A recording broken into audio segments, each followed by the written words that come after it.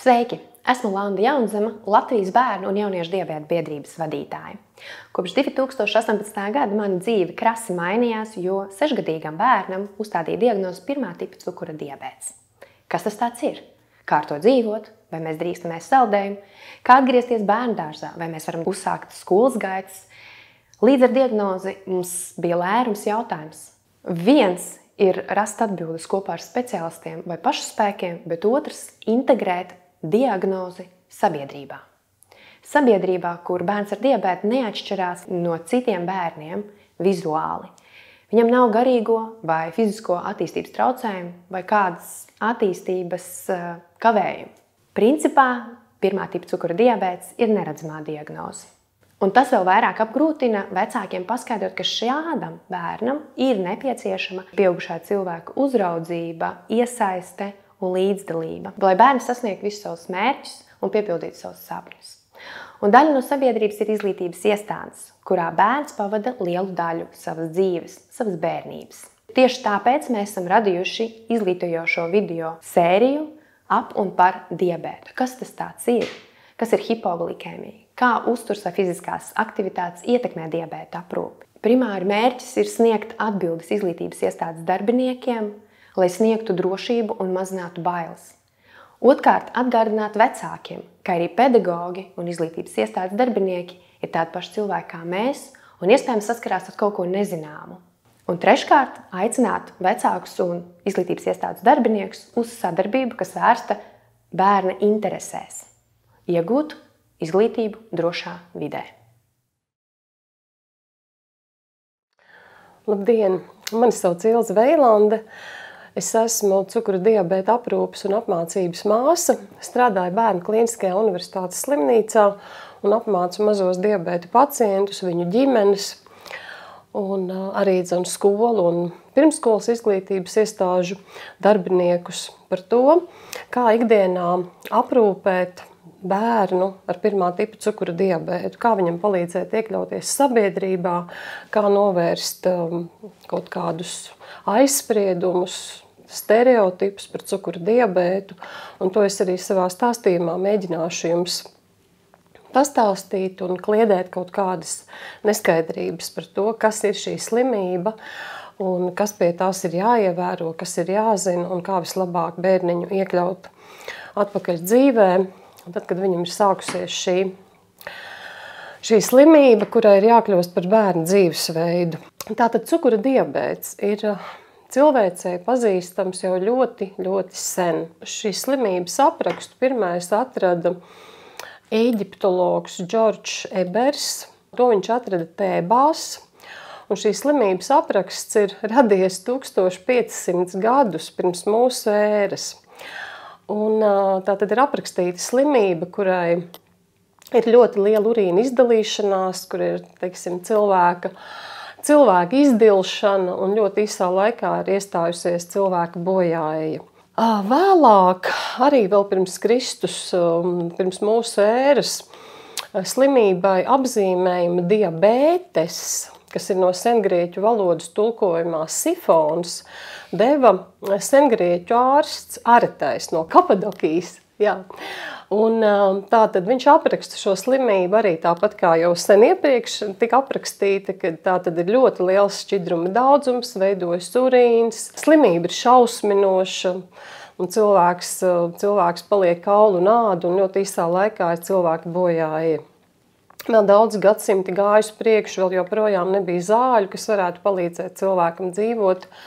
Pirmkārt izdzīvot, ja, kā tas notika tikai pēc tam, pēc daudziem gadsimtiem. Un tikai 5. gadsimtā mūsu ērā Indijas medicīna apraksta 2 diabēta tipus.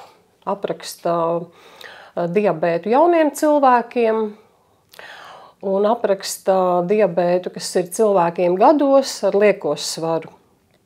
Un laika gaitā šim te apzīmējumam diabētes, kas ir no sengrieķu valodas tulkots sifons, pievieno nosaukumu mellitus, medains salds, jo slimnieku urīns ir salds, ja cukurs asinīs ir palielināts, un senie dziednieki novēroja, ka urīns ļoti pievilina skudras un lapsenes un citus insektus. Tā ir radies nosaukums diabetes mellitus. Un mūsdienās tā ir joprojām aprakstīta kā hroniska vielmaiņas slimība, kas raksturojas ar aizkuņģa dziedzera hormona insulīna absolūtu vai relatīvu deficītu. Tātad pirmā tipa diabēta gadījumā šis insulīna deficīts būs, ja ne absolūts, tad ļoti, ļoti nelielā daudzumā aizkuņģa dziedzeris izstrādā insulīnu. Savukārt otrā tipa diabēta gadījumā pacientam insulīns ķermenī tiek izstrādāts, varbūt ar laiku nepietiekošā daudzumā, bet katrā gadījumā pamata problēma otrā tipa diabēta cilvēkam ir tāda, ka insulīns ķermenī nepilnvērtīgi darbojās, un medicīnas valodā to sauc par insulīna rezistenci. Tā tad ir šie divi galvenie diabēta tipi. Un vairāk šajā materiālā jūs dzirdēsiet tieši par pirmā tipa diabēta aprūpi bērniem. Un mazliet vēl tātad šo vēsturisko momentu ieskicējot, vēlos tikai uzsvērt, ka insulīns pasaulē nebija pieejams līdz pat 1921. gadam. Diemžēl iznākums pie šīs slimības bija letāls, tā bija cilvēka bojāeja lielās mokās, ar izteiktu, dehidratāciju, ar ūdens zaudēšanu. Bērns gluži vienkārši izžuva vecākiem uz rokām. Bet tad nāca lielais pagrieziena punkts 1921. gadā. Divi zinātnieki Kanādā, Frederiks Bantings un Čārls Bests, atklāja šo hormonu insulīnu, un tas bija apvērsums. Tur bija, protams, vēl vesela komanda viņiem pēc tam klāt, kas palīdzēja šo insulīnu attīrīt, iegūt augstvērtīgāku un sākt cilvēkiem ievadīt. Katrā gadījumā šie zinātnieki saņēma Nobela prēmijas, un tāpēc visā pasaulē 14. novembris tiek atzīmēta kā pasaules diabēta diena, pateicoties insulīna galvenajam atklājējam Frederikam Bantingam. Jo mūsdienās pagaidām ir iespējams viņu ļoti, ļoti brīnišķīgi ārstēt, tas nozīmē kompensēt stāvokli, respektīvi ķermenim dot to, kas viņam trūkst, un šīs insulīna devas pareizi pielāgot, lai neciestu ķermenis, lai neciestu asinsvadi, un tāpēc ir nepieciešama cukura diabēta apmācība. Jā, tātad runājot par šo pirmā tipa cukura diabētu, kurš ir sastopams bērniem, jauniem cilvēkiem, diagnozes uzstādīšanas brīdī, tas parasti ir pirmsskolas vecuma bērniņš, vai tas var būt arī vēl mazāka vecuma bērniņš. Mums bērnu slimnīcā ievad bērniņus arī ap gada vecumu, pat zem gada vecuma, un kādēļ tā notiek, izskaidrojuma nav. Šī slimība nerodās no saldumiem, tas ir absolūts stereotips. Kā jau teicu sākumā, aprakstīti viņi ir uz papirusiem, un, ja tā var izteikties, tajos laikos zeme vēl bija ēdens dārzs, bet viņi jau bija. Tāpēc, protams, kad evolūcijas ceļā nododot tālāk ģenētisko materiālu, kurš diemžēl arī bojājās, neskatoties uz medicīnas sasniegumiem, pieaug arī slimības un pieaug arī šo autoimūno slimību skaits. Un viena no šīm autoimūnām slimībām ir pirmā tipa cukura diabēts. Un katrā gadījumā viņa neizraisa saldumi, nepareizs uzturs vai kaut kādas citas cilvēku dzīves nianses. Tāpēc, diemžēl, jāsaka tā, ka profilaks pagaidām pie šīs slimības nav iespējama. Un tādēļ ir jārēķinās, ka tas var būt ikvienam bērnam, ikvienam pusaudzim var sākties pirmā tipa diabēts. Un tādēļ es vēlos pateikt, kādi ir paaugstināti cukura brīdinošie signāli, lai arī laicīgi cilvēks nokļūtu ārstu redzeslokā, lai pēc iespējas ātrāk tiktu uzstādīta diagnoze, lai pēc iespējas ātrāk tiktu sākt ārstēšanu. Bet lūk, šie brīdinošie simptomi, pazīmes, tā tad ir pastiprināti urinē. Jo ķermenis situācijā, kad asinīs sāk palielināties cukura daudzums, sāk šo glikozi mēģināt kaut kādā veidā tomēr dabūt no sevis laukā. Un glikoze piesaista šķidrumu, viņa ir osmotiska viela, un tādēļ veidojās daudz urīna. Kā atgriezeniskā saite ir slāpju sajūta. Un, kā vecāki saka, bērns sāka dzert ļoti pastiprināti, sāka urinēt, un ir ļoti raksturīga šī urīna nesaturēšana nakts stundās, to sauc par niktūriju, un dienas laikā bērniņš arī pieslapina gultiņu diendusā, bērnu dārzā vai mājās. Lūk, tam ir jāpievērš uzmanība. Un trešais ļoti nopietnas signāls ir nogurums, ar laiku svara zudums, pie tam tādā ļoti īsā periodā. Varbūt arī pastiprināta apetīte, kaut kādu vienu brīdi, kur kaut kādā atkal vienā, jāsaka, dienā šī pastiprināta apetīte nomainās uz sliktu dušu, un ja vēl tad netiek pievērsta uzmanība, tad tas jau var būt jau kā vemšana. Slikta duša vemšana sākās, tāda skāba ābolu smarža, acetona smarža no mutes un no urīna. Ļoti smaga elpošana, to sauc par kusmaula elpošanu, jo smadzenes nesaņem skābekli. Asinīs ir ļoti liels cukura sastāvs, un eritrocīts nespēja savas funkcijas normāli pildīt. Ja, bērns cieš no hipoksijas un sāk ļoti smagi elpot. Un šīs pazīmes dažkārt saista ar pavisam kaut ko citu, piemēram, ar urīnceļa infekciju sakarā ar pastiprināto urinēšanu. Šo smagu elpošanu bieži vien saist ar kaut kādām covid sekām, ja, kaut kādām plaušu slimības radītām sekām. Tādēļ pirmā tipa diabēts ir gandrīz visos gadījumos, kad vecāki ir teikuši, ka domāju šo vai citu kaut kādu problēmu, ja, tad atklājās, ka tas ir pirmā tipa cukura diabēts bērniņam. Tātad slāpes, urinēšana, nogurums, svarā krišanās, acetona smaka no mutes, slikta duša, vemšana ir simptomi, kas liecina, ka jau ir ne tikai cukurs asinīs palielināts, bet jau ir sākusies pilnīgi saindēšanās, un šo stāvokli sauc par ketoacidozi. Maziem bērniņiem, zīdainīšiem pazīme ir tāda, ka viņi ir visu laiku nemierīgi un kaut ko viņš grib bērniņš. Un, protams, kad vecāks piedāvās pudelīti ar ūdeni, mēs zinām. Un tad vecāks stāsta, ka pudelīte tiek ļoti ātri iztukšota un autiņbiksītes ļoti īsā laikā smagas, pilnas. Un, šie simptomi arī tā tad liek būt ļoti uzmanīgiem, un bērniņam ļoti ātri tiek atklāts asinīs paaugstināts cukura sastāvs. Pusaudžiem var pasliktināties sekmes skolās, viņi var palikt apātiski, miegaini, neapmierināti. Un vecāki stāstījuši, kad ir domāts, ka pusaudzis ir sācis lietot kaut kādas vielas vai alkoholu. Un izrādījās, ka pusaudzim ir ļoti paaugstināts cukurs asinīs, un viņu atved uz bērnu slimnīcu.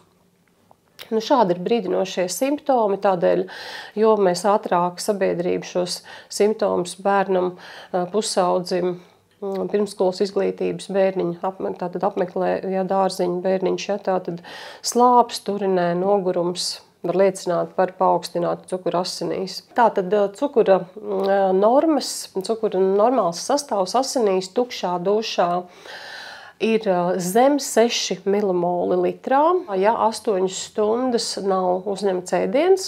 Latvijā glikozi nosaka milimolos. Un ir arī tāds stereotips par to, ka cukurs ir jāiet nodot tikai tukšā dušā.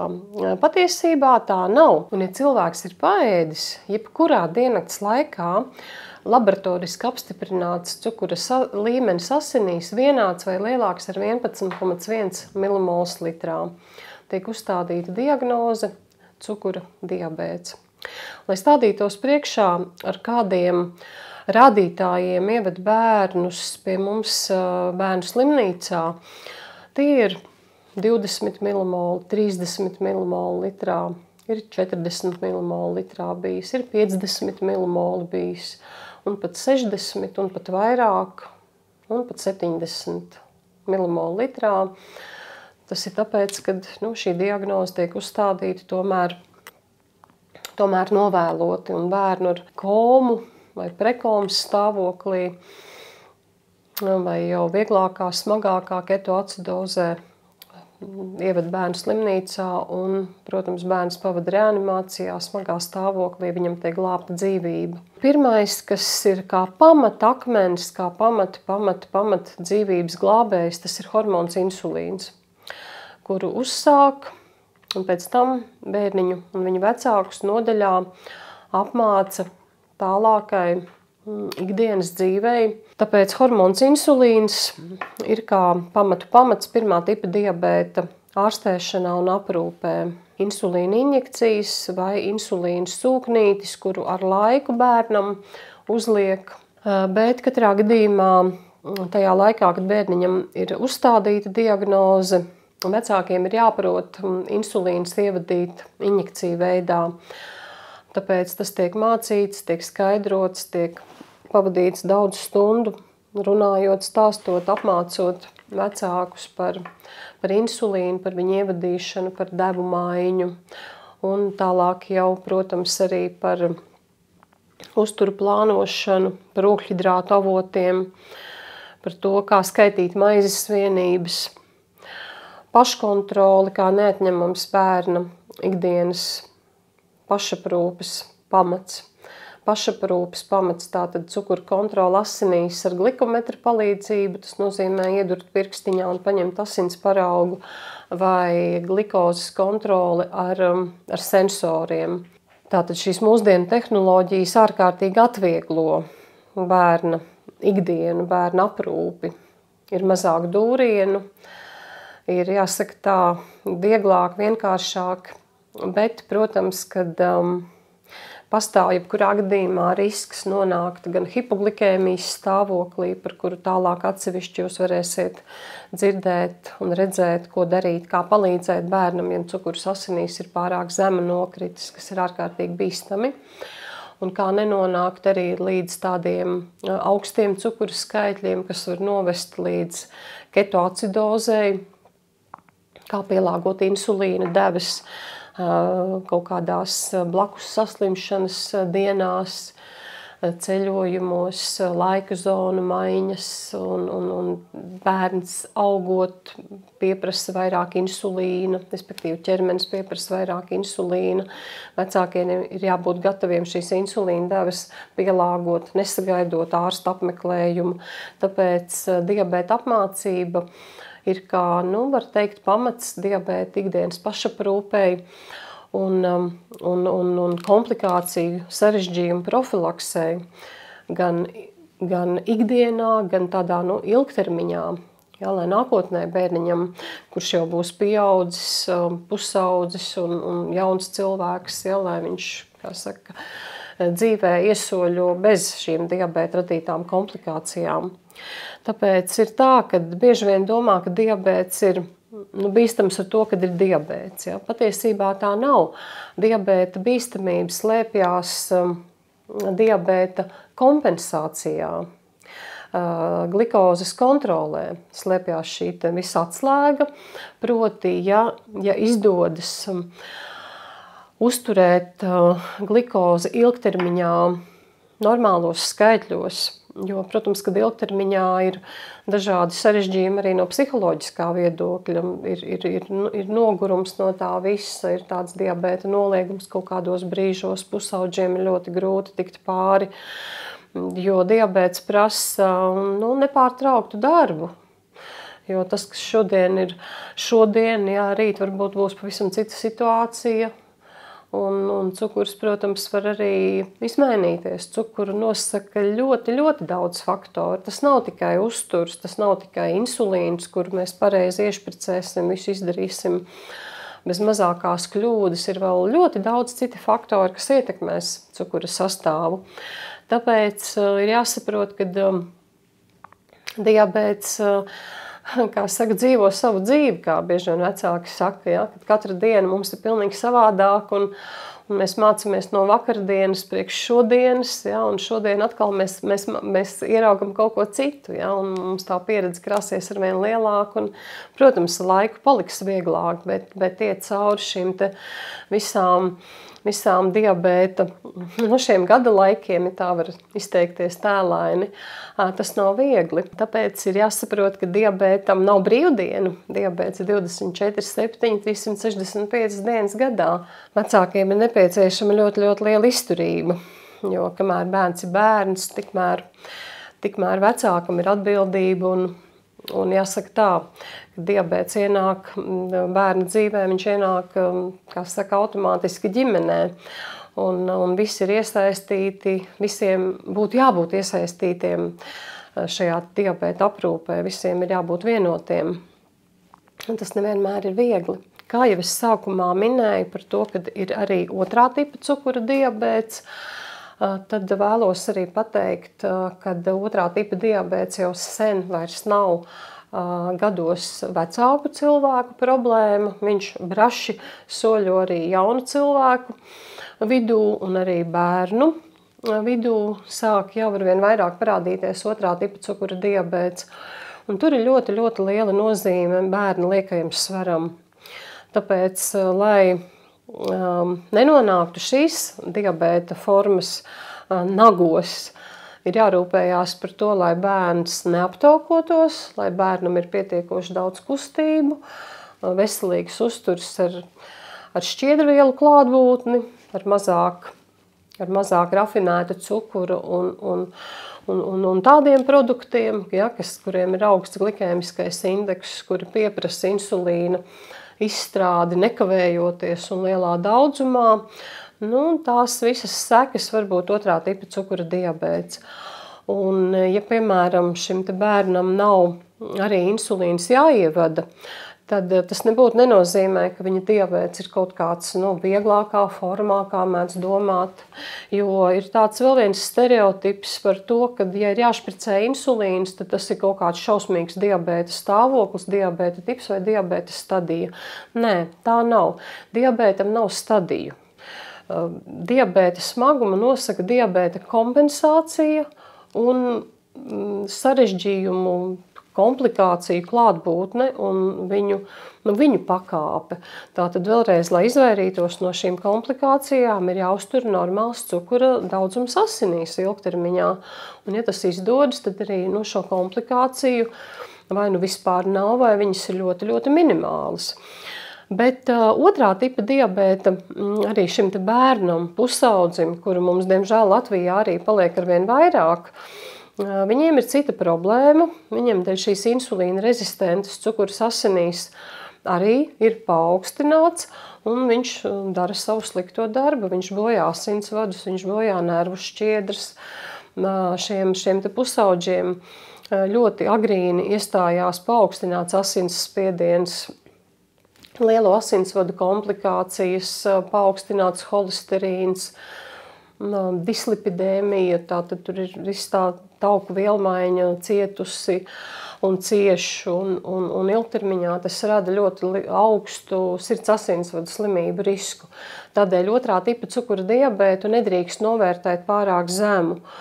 Savukārt, apkopojot varbūt to, kā ir ar pirmā tipa diabēta, tādu kā palielināšanos, tad jāsaka tā, tiešām ar bažām jāsacina, ka mums arī pirmā tipa diabēta pacientu skaits palielinās, un tas tomēr nav saistīts ar uztura paradumiem. Tā ir tikai hipotēze, kuru nekāda nevar pierādīt nekādā veidā. Un no 90. gadu sākuma, kad